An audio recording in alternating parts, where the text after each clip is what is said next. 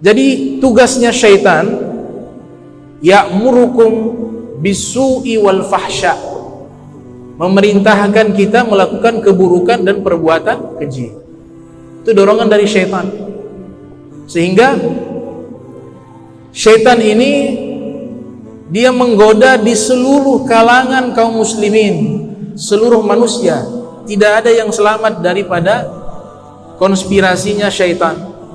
Ulamakah itu, bahkan tingkat para sufi juga digoda sama syaitan dengan berbagai tipuan, siasat, strategi. Jadi syaitan ini disebutkan dalam Al-Quran ketika menggoda itu sesuai tingkatan manusia. Kalau dia tingkatannya imannya tinggi, maka yang menggoda syaitan yang kelasnya tinggi. Kalau tingkatnya bawahan, yang menggoda ya syaitan yang bawahan. Dan seluruh daripada syaitan punya strategi, punya siasat, karena visi misinya satu, memasukkan sebanyak-banyaknya manusia ke dalam neraka. Itu jelas visi misinya syaitan. Makanya Allah nyatakan musuh yang nyata, musuh yang nyata. Ya ayyuhalladzina amanu udkhulu fi silmi kafah wa la tattabi'u khutuwatis syaitan innahu lakum aduwwum mubin. Wahai orang beriman, masuklah ke dalam agama Islam secara total. Jangan kalian ikuti langkah-langkahnya syaitan. Sesungguhnya syaitan itu adalah musuh yang nyata. Di dalam beberapa kitab tafsir mengatakan syaitan ada dari golongan jin, ada dari golongan manusia. Syaitan ada dua, dari golongan bangsa jin dan juga dari golongan bangsa manusia. Apa itu syaitan? Syaitan itu sifat. Segala sesuatu yang membuat kita jauh dengan Allah itu namanya syaitan. Dari kata syatona. Syatona maknanya jauh. Disebutkan dalam tafsir Rawaihul Bayan fi Tafsir Ayatil Ahkam oleh Dr. Syekh Ali As-Sobuni. Di dalam ayat tersebut luar biasa, Allah sebutkan khutawat, bentuknya jamak muannas salim namanya, bukan bentuk tunggal. Allah katakan jangan kalian ikuti langkah-langkahnya syaitan. Syaitannya mufrad, satu, tapi langkah-langkahnya banyak. Memiliki arti syaitan ini ketika gagal menjerumuskan seseorang di dalam kejahatan, dia pakai cara yang lain lagi, bukan satu cara, sampai akhirnya kalau kita kalah, kita ikut dia. Itu luar biasa, khutuwatis syaitan. Dan Allah tegaskan, innahu lakum aduwwum mubin. Itu musuh kalian yang paling nyata, kata Allah Subhanahu wa ta'ala. Sehingga ada ulama itu bernama Al-Imam Ibnu Zawzi Al-Bughdadi, lahir tahun 510 Hijriah, meninggal 597 Hijriah. Beliau punya kitab namanya Talbisu Iblis. Nama kitab Talbisu Iblis. Di situ beliau jelaskan secara spesifik bagaimana strateginya syaitan menggoda seluruh manusia, mulai dari ulamanya, mulai dari ahli ibadahnya, mulai dari dai-dainya, mulai dari pedagangnya, mulai umaranya, semuanya. Itu dijelaskan strateginya syaitan menggoda manusia di seluruh kalangan. Dan langkah-langkah syaitan ini tujuannya satu, yaitu melawan hukumnya Allah. Kata Al-Imam At-Tabari yang lahir 224 Hijriah, meninggal tahun 310 Hijriah, dalam tafsirnya Jami'ul Bayan, beliau mengatakan langkah-langkah di situ yang dimaksud adalah huwa ma khalafa hukmal Islam wa syara'i'ahu. Segala sesuatu yang melawan hukum Islam dan syariat Islam itu bagian daripada strateginya syaitan, kata Imam At-Tabari. Nah, kitab itu bagus. Kita bisa tahu, oh ternyata di sini permainannya syaitan. Jadi tidak semuanya syaitan mengajak keburukan. Awalnya baik tapi nanti intinya buruk. Jadi kadangkalanya dia mengajak kepada kebaikan, tapi ujung-ujungnya membawa kepada kebatilan. Makanya dalam Al-Quran Allah Ta'ala sebutkan wala talbasul haq bil batil. Jangan kalian campurkan kebenaran dengan kebatilan. Al-Imam Ali bin Abi Thalib dalam kitabnya Nahju Balaghah, kumpulan surat beliau, kumpulan pidato beliau mengatakan kalimatul haq yuradu bihal batil. Ada kalanya kalimat ini benar tapi tujuannya kebatilan. Kata Imam Ali bin Abi Thalib karramallahu wajhah. Ada satu pendapat beliau mengatakan al-haq bila nizam yaglibuhul batil bin nizam. Kebenaran yang tidak disusun secara sistematis akan kalah oleh kebatilan yang tersusun secara sistematis. Nah, ini sudah diteliti oleh para ulama bahwa ini bukan ucapannya Imam Ali, tapi ini ucapannya seorang ulama di Turki, namanya Syekh Mustafa Afandi. Itu ucapan dari Syekh Mustafa Afandi, cuma banyak dinisbatkan kepada Imam Ali bin Abi Thalib karramallahu wajhah. Namun di kitab Nahju Balaghahnya beliau memang ada kalimat-kalimat yang mirip dengan ucapan tersebut. Kemudian iblis disebutkan dalam Talbisu Iblis, memang kebatilan ini itu dibawa oleh iblis dengan berbagai macam cara, sehingga batil ini artinya adalah izharul batil. Talbis itu artinya adalah izharul batil fi suratil haq. Satu siasat dari iblis itu dengan kata talbis. Talbis itu artinya strategi. Jadi strateginya syaitan, strateginya iblis itu menggunakan strategi yang bernama talbis. Apa itu talbis? Al-Imam Ibnu Zawzi mengatakan talbis itu adalah izharul batil fi suratil haq. Memunculkan kebatilan di dalam bentuk kebenaran. Kelihatan benar, tapi niatnya batil, tujuannya batil. Itu luar biasa konspirasi daripada syaitan.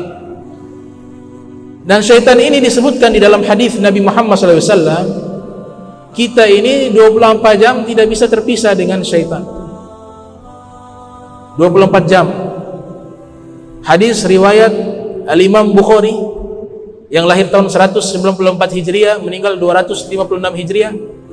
Juga hadis riwayat Imam Muslim dalam sahihnya yang lahir tahun 204 Hijriah, meninggal 261 Hijriah. Nabi sallallahu alaihi wasallam bersabda, "Inna syaitan yajri min ibni Adam majra dam." Sesungguhnya syaitan yajri, dia berjalan di dalam diri ibni Adam, manusia, majra dam, sebagaimana jalannya darah di dalam tubuh manusia. Ada seorang ulama bernama Syekh Al-Aini yang mensyarah kitab Sahih Bukhari. Dalam kitabnya berjudul Umdatul Qari, beliau mengatakan makna dari hadis tersebut adalah bahasa kiasan. Jadi bukan berarti syaitan itu ada di dalam darah kita, tapi beliau katakan itu kiasan dari Nabi Muhammad SAW. Ka'annahu la yufarikul insan kama la yufarikuhu dam. Seakan-akan itu syaitan tidak bisa terpisah dengan manusia sebagaimana manusia tidak bisa terpisah dengan darah. Artinya dia selalu ada terus. Terkecuali beberapa golongan manusia yang tidak digoda oleh syaitan, seperti para nabi, para rasul, beberapa di kalangan para aulia, seperti Syekh Abu Madian disebutkan dalam kitab Jami'ul Karamatil Aulia. Itu syaitan tidak berani menggoda. Kenapa? Karena beliau punya amalan salah satu, sudah sejak balik sampai meninggal dunia tidak pernah putus berwudu. Batal wudu langsung wudu, dari balik sampai meninggal dunia. Jadi tidak ada kesempatan bagi syaitan menggoda. Nah, syaitan menggoda ketika orang berwudu, diberikan was-was namanya syaitan walhan. Nah, syaitan walhan itu menggoda ketika sebelum wudu. dia bisikkan ke dalam hati, menjadi was-was di dalam berwudu. Ini muka belum apa? Diulang lagi, diulang lagi. Nah, itu ciri-ciri syaitan yang bernama walhan sudah membisikkan was-was ke dalam hatinya. Tapi ketika sudah dipraktekkan, wudu batal, dia wudu lagi, wudu batal, dia wudu lagi, suci dalam keadaan terus-menerus, maka syaitan sendiri akan mengundurkan diri untuk menggodanya. Itu pernyataan daripada Syekh Abu Madian dalam kitabnya Jami'u Karamatil Aulia.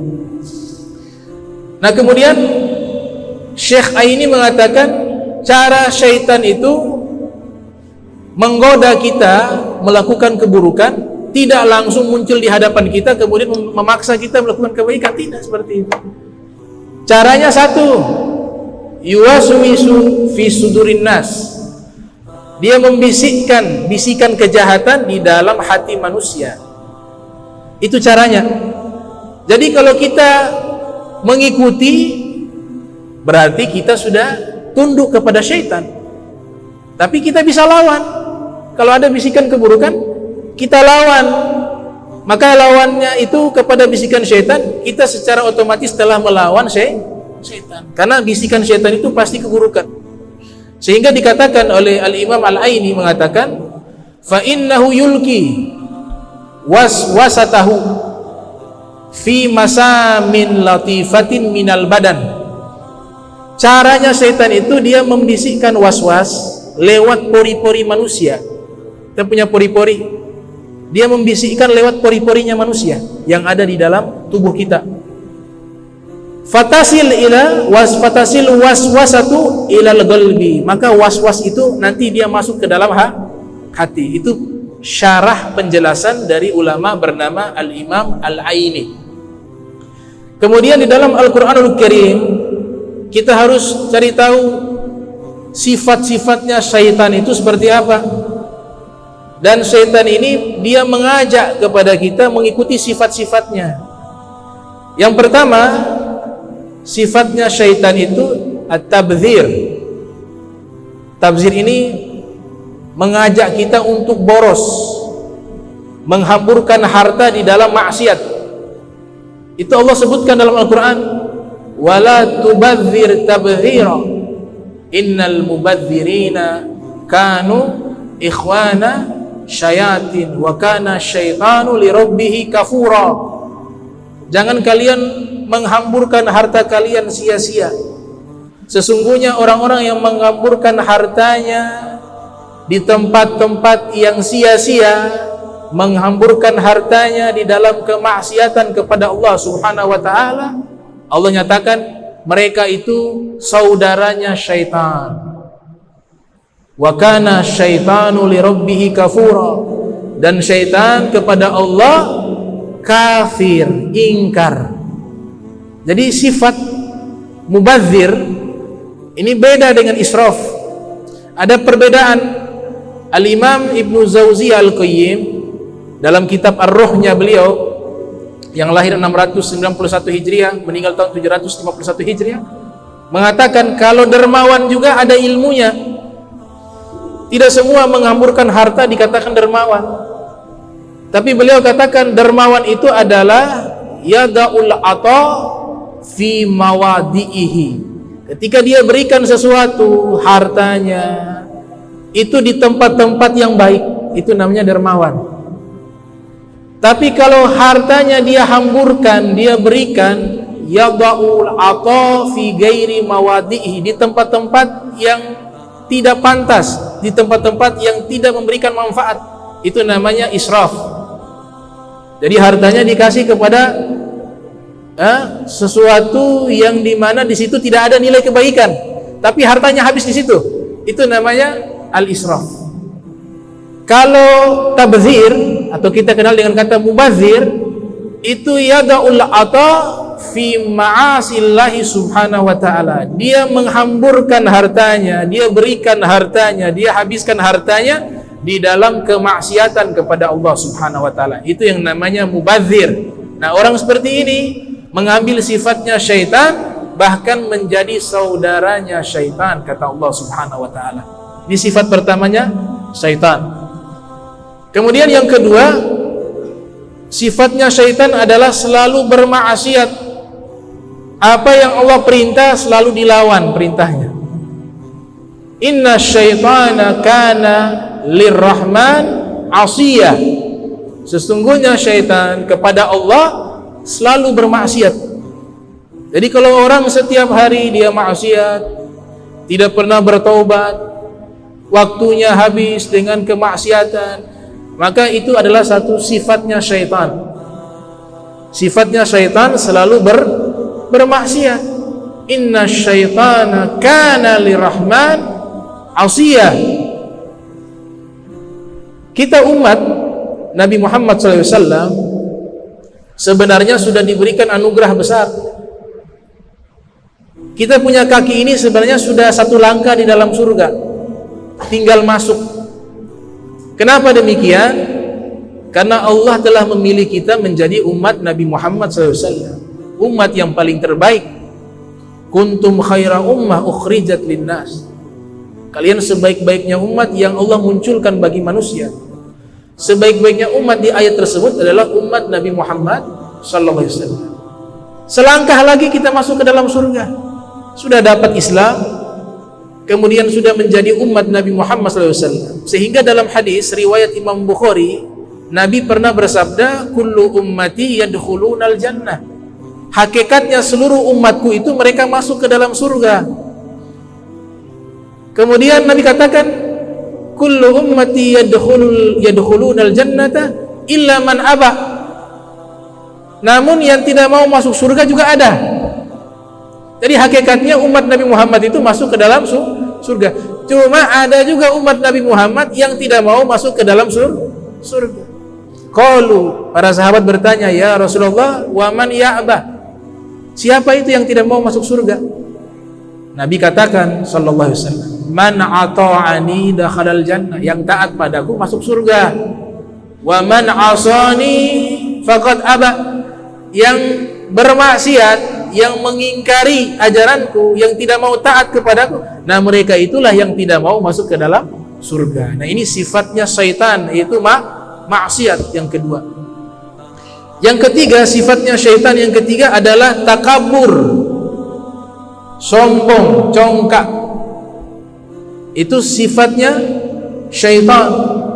Wa idh qulna lil malaikati isjudu li adama fasajadu illa iblis aba wastakbar wa kana minal kafirin. Ketika kami berfirman kepada malaikat sujud penghormatan kepada Adam, maka Nabi Adam pun sujud, kecuali iblis tidak mau sujud. Kenapa tidak mau sujud? Dia tidak mau karena dia sombong, wastakbar wa kana minal kafirin. Di ayat yang lain Allah Subhanahu wa taala berfirman, qala ma mana'aka alla tasjuda idh amartuk. Allah berfirman, wahai iblis, kenapa engkau tidak mau sujud kepada Adam? Idh amartuk, ketika saya perintahkan kepadamu. Apa jawab iblis?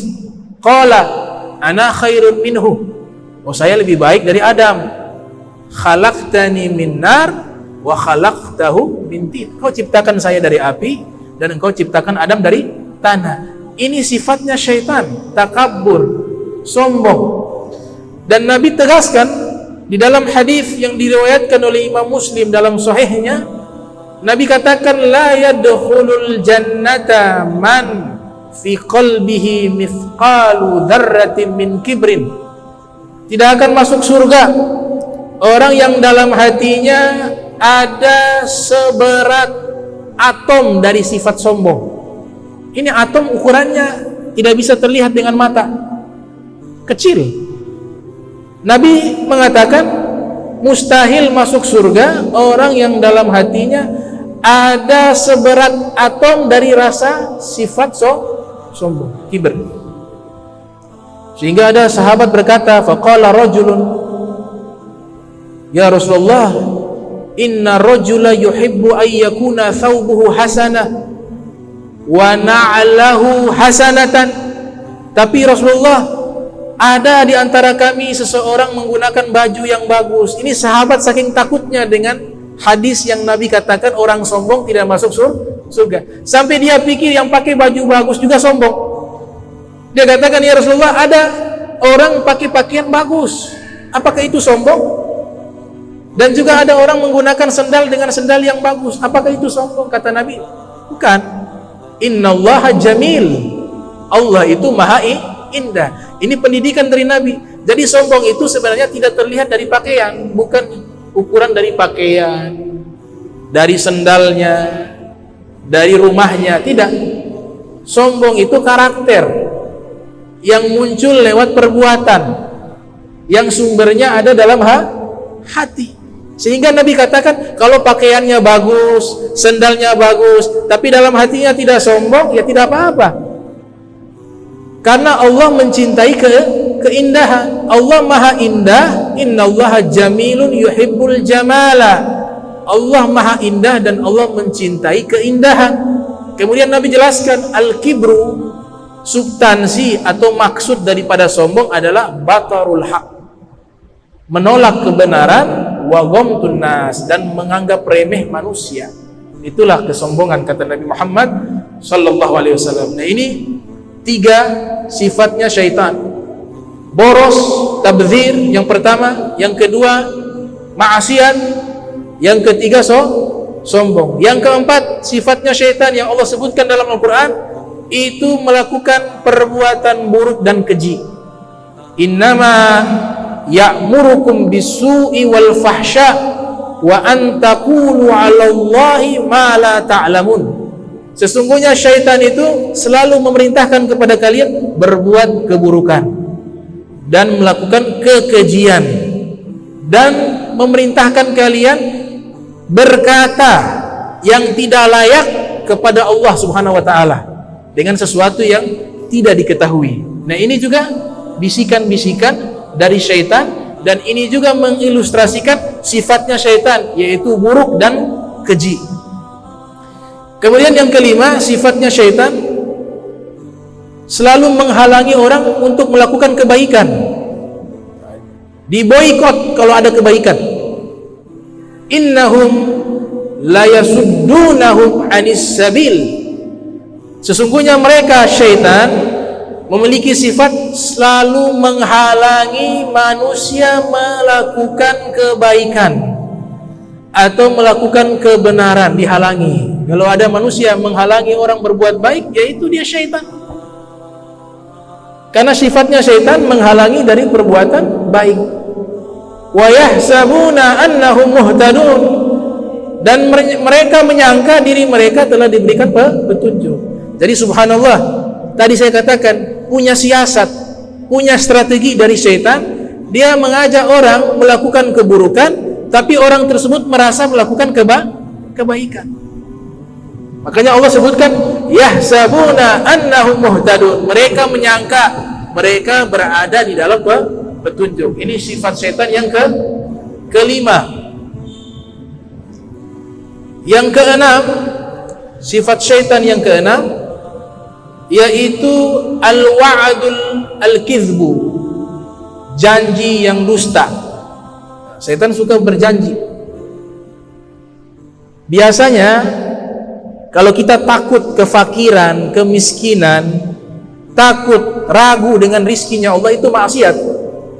Ragu dengan rizkinya Allah itu dosa.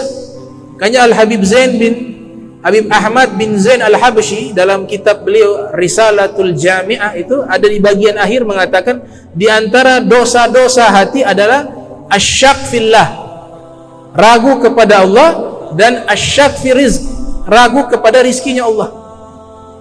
Kita semua ini tidak semua punya gaji. Tidak ada. Kita semua di sini belum tentu semua punya gaji bulanan. Tapi kita harus yakin kita semua ini punya rizki dari Allah.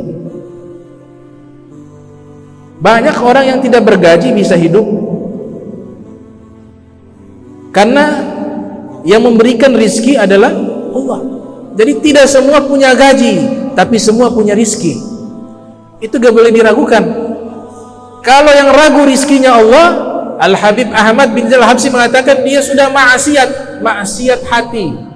Dia meragukan rizkinya Allah Subhanahu wa ta'ala. Wa ma min dabbatin fil ardi illa 'ala Allah rizquha.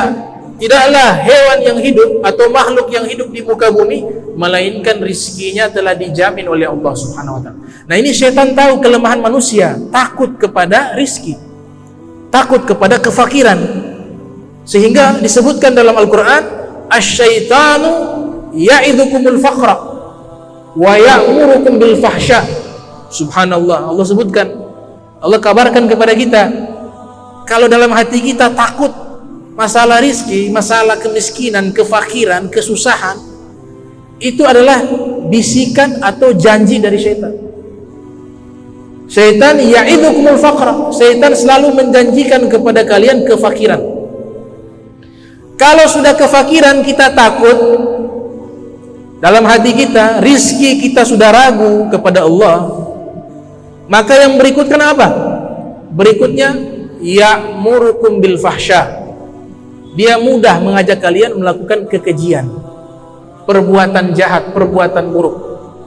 Sehingga dalam hadis yang diriwayatkan oleh Al-Imam Abu Nuaim Al-Asbahani, itu menyebutkan satu riwayat Nabi SAW bersabda, kadal fakru ayyakuna kufra, hampir-hampir kefakiran menyebabkan orang terjerumus kepada kekafiran. Berapa banyak menjual agamanya karena beras 1 kilo. Ini kasih beras 1 kilo tapi pindah agama, diterima. Jadi mudah setan menguasai kalau kita sudah punya rasa takut kepada kefakiran, kemiskinan. Nah, ini pintunya syaitan, janjinya syaitan. Nabi kita Muhammad SAW, beliau sangat perhatian tentang masalah ini, strateginya syaitan, sehingga beliau kasih satu ilmu, yaitu doa. Nabi ajarkan kepada kita agar senantiasa membaca doa tersebut. Doa ini termaktub di dalam kitab Musnad Imam Ahmad bin Hanbal yang lahir tahun 164 Hijriah, meninggal 241 Hijriah. Nabi berdoa, Allahumma inni a'udzubika minal kufri wal faqri wa azabil qabri. Ya Allah, aku berlindung padamu dari kekufuran dan dari al-faqri, kefakiran, wa azabil qabr, dan juga dari azab kubur. Ini doa Nabi ajarkan kepada kita, bukan untuk Nabi. Nabi gak takut dengan masalah itu. Ini kelasnya sudah beda.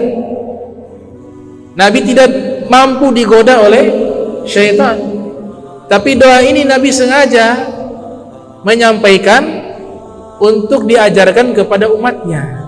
Karena memang ada orang yang mampu ketika dia hidup kaya, hidup cukup, dia baik, dia taat. Tapi ketika dia hidup susah, dia jadi kufur. Banyak. Nah, kalau dia orang baik, Allah berikan dia tetap kaya, Allah jaga hartanya. Tapi ada orang terbalik. Nanti kalau dia kaya raya, dia lupa kepada Allah, dia jadi orang jahat. Tapi kalau dia hidup susah, dia ahli taat. Ada juga seperti itu. Nah, ini rahasianya Allah Ta'ala telah memberikan kita rizki sesuai dengan porsi dan hikmah yang tersembunyi.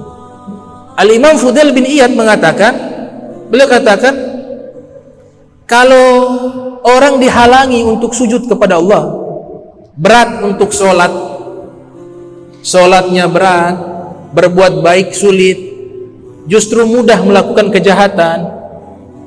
Kata Al-Imam Fudail bin Iyad di dalam kitab Hilyatul Auliya, beliau katakan, seandainya dia kaya raya, tapi kalau hidupnya seperti ini, dia adalah orang yang sangat miskin, dan dia adalah orang yang paling mendapatkan musibah terbesar di dunia. Tapi kalau ada orang susah, miskin, tapi sholatnya mudah dia lakukan, ketaatan mudah ia lakukan, kebaikan mudah ia lakukan, menjauhi maksiat, kejahatan, dia kuat bisa menjauhi itu semua. Walaupun dia miskin, dia telah mendapatkan nikmat terbesar dari Allah. Apalagi orangnya kaya, hidupnya cukup dengan harta yang bergelimang, tapi juga tidak membuat dia lalai. Dia tetap taat, dia menjadi orang dermawan, dia menjadi orang ahli ibadah, maka ini adalah orang yang paling beruntung di dunia ini. Sehingga Nabi katakan, ni'mal mal malu soleh li rajul soleh. Sebaik-baiknya harta adalah harta yang soleh, harta yang baik yang dimiliki oleh seorang laki-laki yang baik, kata Nabi Muhammad SAW.